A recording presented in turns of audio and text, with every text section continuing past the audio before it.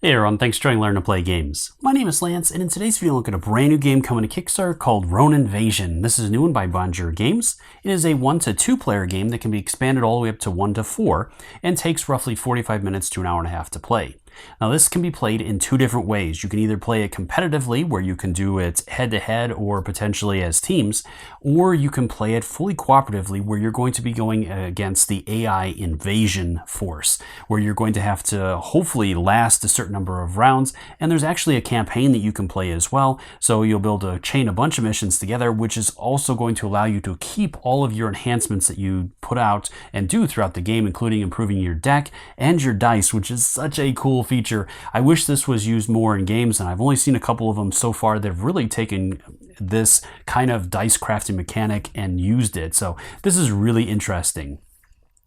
So from there, the game itself, you play in a post-apocalyptic world where humanity is on the brink and you have this invasion force that has come down and the players are now trying to handle that. Or if you're playing competitively, they're just going after each other, one faction's leader going after another faction and trying to prove who's the best faction, and whoever can defeat their opponent first will be the winner of that game. Or in the cooperative version, you are going to be working together to try to handle this invasion force and keep them at bay long enough that you can get a foothold on things.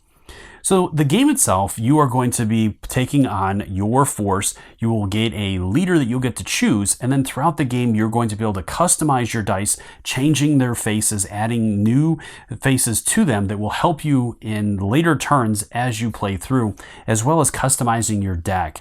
Everything in this game has a lot of customization to it, so no matter what kind of playstyle you're looking for, there is a playstyle for you, whether you want to be big into combat or play a little bit more defense, or be the party's healer, or all kinds of different things that you will be able to tailor your deck and your dice to help you achieve that goal, all in the effect of either handling the invasion force or being able to defeat your opponents.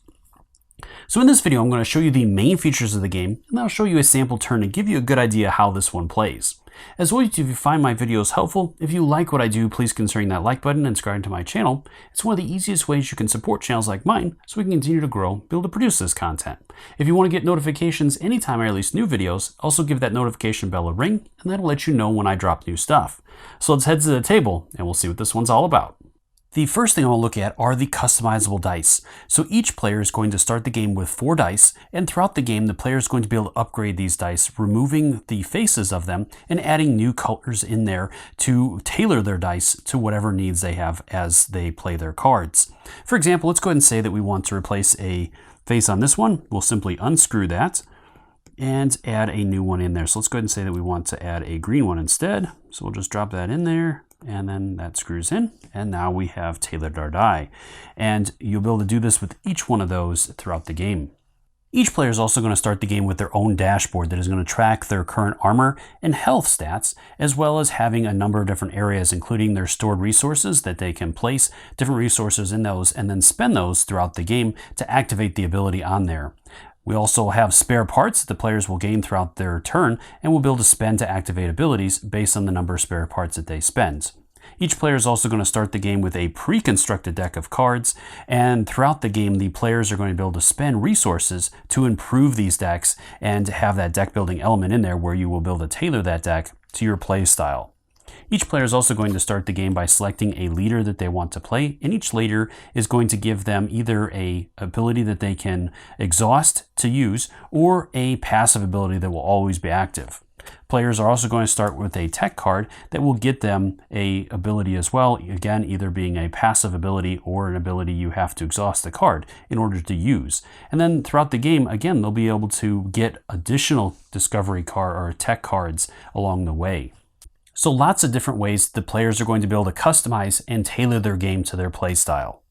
Now, if the players have chosen to play a cooperative game, then you're going to be going up against the invasion, where the players are going to have to handle enemies that I'm going to cover in a minute.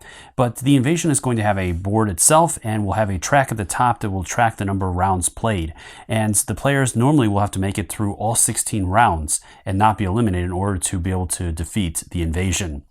Now the invasion board itself is going to have slots that you'll be able to place the different invasion enemies on, and then throughout the game they are going to unlock these new cards that will be added to the invasion's deck and will improve it throughout the game. And the invasion also is going to have an additional spot for player actions that players will be able to spend additional resources that they have throughout the game, such as additional attacks and armor and health they have. Instead of potentially gaining it for their own abilities, they can spend it here to gain different perks. And then the invasion is also going to have a deck that is somewhat pre-constructed that will have a bunch of enemies in it, and I'm going to show you how this is going to work in a minute as well. Now, the invasion is also going to have cards. Instead of having technology cards, they are going to have protocol cards. And again, these can be exhausted to use the benefits of those. And the invasion is going to have a set sequence that the players are going to follow in order to use some of these things that are going to help the invasion hopefully not destroy the players, but depending upon how things go, it is definitely a possibility. Now that I've covered the invasions board, I want to go into more detail about the invasion cards. As each turn, the invasion is going to place out a number of these cards based on the number of players and the number of protocol cards that are out. And these cards are going to stack up, adding together to make one enemy group that you're going to have to deal with. So at the bottom of the card, each one of these cards is going to have an effect that's going to be carried out when that card is deployed that you're going to handle first. And then as the cards come out, you're going to stack them one on top of the other, just leaving the bottom part of those, making one enemy that you're going to deal with. For example, in this situation, this enemy would have 2 health, or 2 armor, and 2 health. And then if it is able to not be defeated, then it's going to deal 3 damage to the players. The other nasty thing about this is that you have to defeat all of the enemies. So once the players collectively do a number of damage to defeat this enemy, this one will be removed and the next one will come up. And now this enemy has 2 armor and 1 health. And then once you defeat that one, then this enemy has 2 armor and 1 health. And if you're able to defeat all the enemies, everything is good. But if not, at the end, during the cleanup phase, the players are going to have to resolve each enemy's attacks. So for example, in this situation, this particular enemy would activate, it would do 2 damage to each of the players that is playing, and then you're also going to be able to lock a resource in there on the invasion's board of that color for the reward. Then this one would be discarded, and then you would handle this one, where this one is also going to deal 1 damage to each player, and then also is going to add a green resource to the green resource area on the invasion board. And the final thing I want to show you is a sample turn action to give you a good idea how this one plays. Now with this example, this is going to be for the cooperative version of this, so the players are working together to try to last or outlast the invasion and stay alive for 16 rounds. In the competitive mode, the players are simply going to go head to head, and whichever player eliminates the other player's health will be the winner of the game. So in the cooperative mode, this is going to contain 3 phases in each round. You're going to start with the invasion phase, where you're going to go through 7 steps that I'm going to take you through in order. First off, you would handle any effects that start at the beginning of the invasion turn. Currently, I don't have any, so then we're going to move into the second step, which is going to advance the round tracker 1 space. From there, the third step is going to have you reveal cards from the invasion deck based on the number of players plus the number of protocol cards. As there are 3, I'm going to reveal 3 cards in the invasion and create the invasion stack. So with this, each of these cards is going to have an effect that's going to happen when you reveal it. So with this one, I'm going to, when deployed, the invasion stores 1 black resource. So I'll add this to the black resource section, and then this will be placed face up. Then I'll handle the next card. This one says when deployed, the invasion is going to store a red. So I'll do the same thing with the red section. And then this is going to be stacked on top of that previous card, creating the invasion stack. And only the bottom row will show in each one of these cards. The final card in this stack is this one here. So when deployed, each player discards the top card of their deck. So each one of us will have to discard the top card. And then again, this is going to be placed on top. And so now we have our invasion stack. So this particular one is going to potentially do 1 ranged attack, 2 straight melee attacks, has 1 shield or 1 armor, and 2 health. So from there, then you're going to move into the fourth step in the turn, which is going to be recruiting any cards that have met the requirements or have a number of screws above them based on their costs. And then if a card is recruited, it's going to be added into the discard pile, and then you would handle any effects that are listed on that space. Currently, I don't have any, so I don't have to worry about that. So we move on to the protocol refresh step. If there's a number of tokens in here that meet the requirements, then you would handle the effects of that. Finally, you're going to move into the sixth step, which is going to have you resolve any protocols that have not been exhausted yet. So this one is in a refresh state, so we're going to activate that, turning it to its side and triggering the effect of it, which says the topmost deployed card is going to gain 1 health for each protocol in play, including this one. So this one, there's only 1 protocol in play right now, so this top enemy is going to have an additional health. It'll only apply to that particular enemy and not every enemy in the stack. Then you would handle any end of invasion turn effects, which currently, again, there aren't any of those. So then we would move into the second phase in the round, which is going to be the player phase, and then each player is going to activate. Now this phase is going to be handled simultaneously with the players, with each player doing all of their things. The only time you're going to pause in this phase is when players are taking actions, as you cannot take actions at the same time. You must resolve each one independently and completely before doing another action. So that's the only time when this would happen. But again, I'm only 1 player, so I'm going to have to do these independently so that you can kind of see how this works. But again, keep that in mind. That would speed up this process considerably, as each player is going to be kind of working on their own section, doing things during their turn while other players are doing stuff as well. All right, so each player's turn is going to start with a player handling any effects that trigger at the beginning of their turn. Again, currently my player over here I'm going to handle first does not have any of those effects. So then the second step in a player's turn is that they're going to draw a number of cards from their deck. And this can be any number from 0 up to all of your deck if you want to. Now each card is going to have a cost up in the top that you're going to have to be able to pay to trigger the effects of that. Now some cards will let you keep those cards in your hands at the end of your turn and not have to discard them, but other cards otherwise will have to go into your garbage dump, which are going to count against you later on. So you don't want to have a ton of cards in your hand that are going to go in there, as that is going to be a very negative effect. So you're going to have to kind of balance this out and determine, how many cards you want to pull. So I'm going to go ahead and start with this player here. So this one's going to require 2 wild resources, so not too bad. That's an easy one to kind of pull.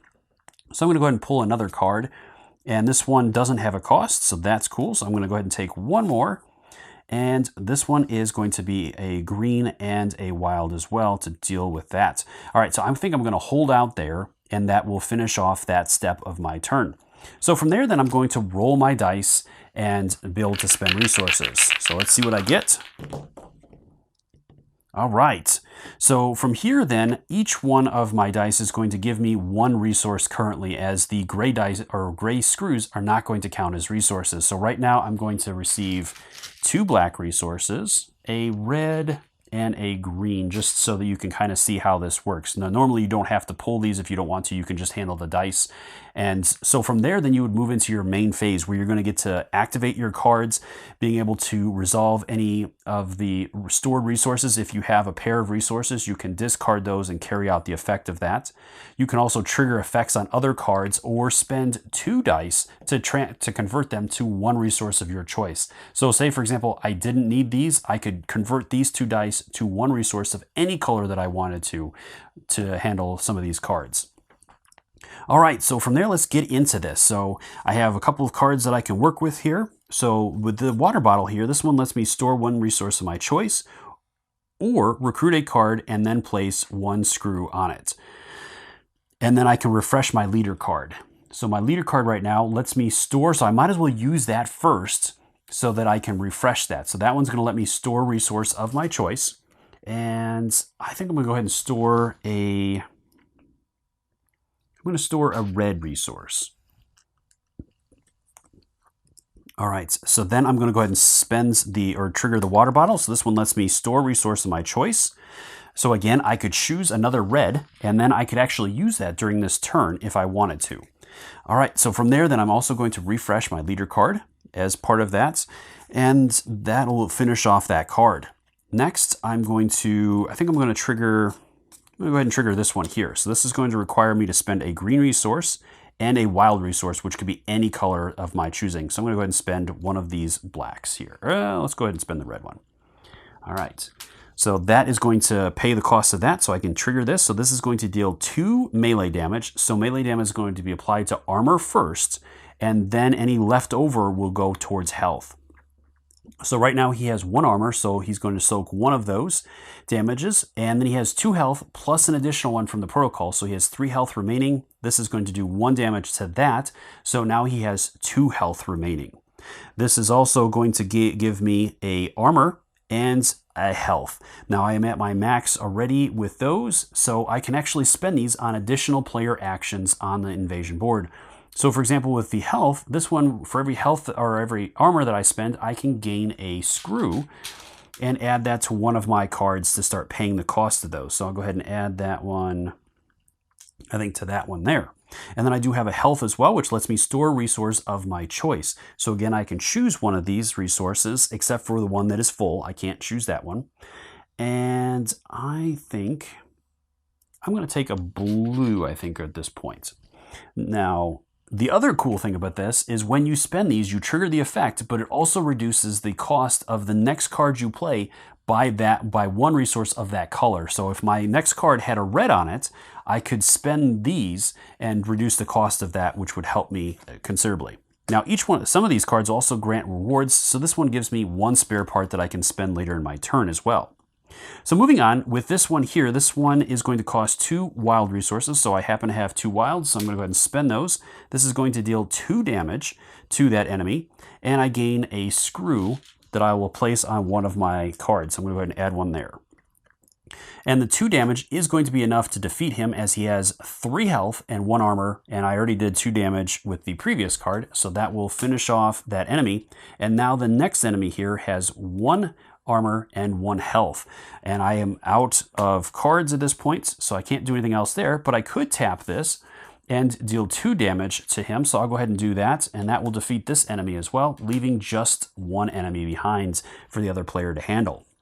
Now I've spent all of my dice at this point, and from there, then I would move into the next step of my turn, where I am going to store any remaining resources that I have, which I don't have any at this point. So then I would spend the spare parts that I have. So I have 2 spare parts. I can either use those, and each one of these sections will list how many spare parts I need. Unfortunately, I didn't have enough to do this, which allows me to modify my dice, which is really, really nice. I really was hoping to get that, but I only have 2, so that's not quite enough. But this one here, I can either choose to spend both of them to do this one, which lets me recruit a card and then place a screw on it, so I can do that, or I can gain a screw, and I can do that twice. So I think I'll go ahead and do that. So I'm going to go ahead and gain 2 screws, and then I'm going to go ahead and place those on this card here, and that will finish off that part. So next I will check and see if I recruited any cards. So this particular one has 4 screws on it, so that is enough. That meets the requirements of that. This card will go into my discard pile, and those will be returned to the supply. And then finally, I will handle any end of turn effects. So I don't have any effects currently with that. So that player is done, and then I would move over to this player. Again, these players are going to be handling this stuff simultaneously, but again, I'm only 1 player. So there is nothing to handle at the beginning of this player's turn. So then I start with drawing cards. So we got the same card again with that player. And another water, okay. And that one, okay. So I'm going to need 2 greens with this one. This is going to be a little more challenging. We'll see what we can get here. And I think I'm going to hold out there again. So from there, I'm going to roll my dice. Hopefully some greens will come up. And no, and I even got one that doesn't have any resources on it. So that's not good at all. All right, so basically I'll have 2 yellows to work with and a black. I am going to go ahead and spend the 2 yellow dice, converting them to a resource of my choice. So I'm going to convert those to a green, obviously. And then I'm going to go ahead and spend the green and the black to trigger this ability here, or this card here. So this one is going to do 2 damage, so that would be enough to eliminate that enemy. And then I gain an armor and a health again. So right away, I'm going to go back to these. So it lets me store a resource of my choice. So I think I'm going to go ahead and do a green, and then I also get a screw, so I'm going to go ahead and add one to that card there. That'll finish off that one. I would go ahead and handle my leader's ability. Lets me gain 2 screws. So I'm going to go ahead and add those to that card as well. I'm going to play the water card, which lets me store resources of my choice. Again, I could choose that green, which I could then spend to trigger this card. But I want to show you the effects of that. So I think I'm going to go ahead and say that I gain a red. Or let's go ahead and do the recruit instead. So let's go ahead and do a recruit. So this lets me draw 3 cards. I get to choose one of these. I'll go ahead and take this one here. So then these would be discarded. So I'll just place those up there. This one will be added to my area. I get to add a screw as well from that. And then I have the secret lab. So whenever I recruit a card, I get to add an additional screw to that. So that's pretty handy. All right. And then with the water, I do get to refresh my leader card. And then with this card, I cannot do anything else with it as I'm out of resources at this point. So this card is going to go to the garbage dump, unfortunately, which will count against me later on unless I can get a recycle effect, which will allow me to pull cards back into my hand or back into my deck. So from there, then I would go ahead and spend any or place any other resources that I have in my stored area or onto some of my cards. I don't have anything else there. So then I'm onto the spare parts. I only have one. So again, I'm going to add another screw to something. So I'll go ahead and check that one on there. Then I will check to see if I recruited anything, which I did here. Now, the other part of the secret lab is when you train a card, you may put it on top of your deck instead of on top of the discard pile. So that's pretty nice. And I'm going to go ahead and do that with that card. From there, then I'm going to go ahead and handle any end of turn effects, which currently, again, I do not have any at this point.